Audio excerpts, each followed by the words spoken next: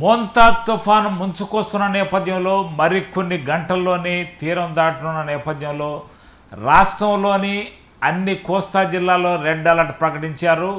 శ్రీకాకుళం నుంచి నెల్లూరు జిల్లా వరకు ఈ రెడ్ అలర్ట్ ఉంది. ప్రస్తుతం విశాఖకు 200 కిలోమీటర్లు, కాకినాడకు 150 కిలోమీటర్ల దూరంలో మోంతా తుఫాన్ తీవ్ర తుఫాన్గా మారింది. గంటకు 17 కిలోమీటర్ల వేగంతో ఈ తుఫాన్ దూసుకు వస్తుంది. ఈ నేపథ్యంలో 100 నుంచి 150 కిలోమీటర్ల వేగంతో సముద్ర తీరానికి వచ్చే అవకాశాలు ఉన్నాయని విపత్తుల నిర్వహణ శాఖ హెచ్చరించింది. ఈ నేపథ్యంలో కోస్తా జిల్లాలో రెడ్ అలర్ట్ జారీ చేసింది.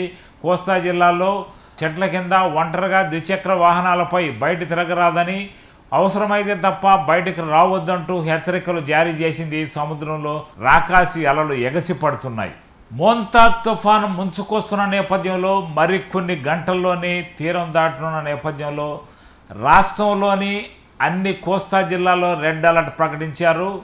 శ్రీకాకుళం నుంచి నెల్లూరు జిల్లా వరకు ఈ రెడ్ అలర్ట్ ఉంది.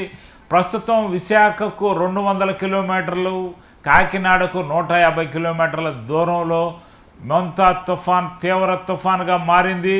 గంటకు 17 కిలోమీటర్ల వేగంతో ఈ తుఫాన్ దూసుకు వస్తుంది. ఈ నేపథ్యంలో 100 నుంచి 150 కిలోమీటర్ల వేగంతో సముద్ర తీరానికి వచ్చే అవకాశాలు ఉన్నాయని విపత్తుల నిర్వహణ శాఖ హెచ్చరించింది. ఈ నేపథ్యంలో కోస్తా జిల్లాలో రెడ్ అలర్ట్ జారీ చేసింది.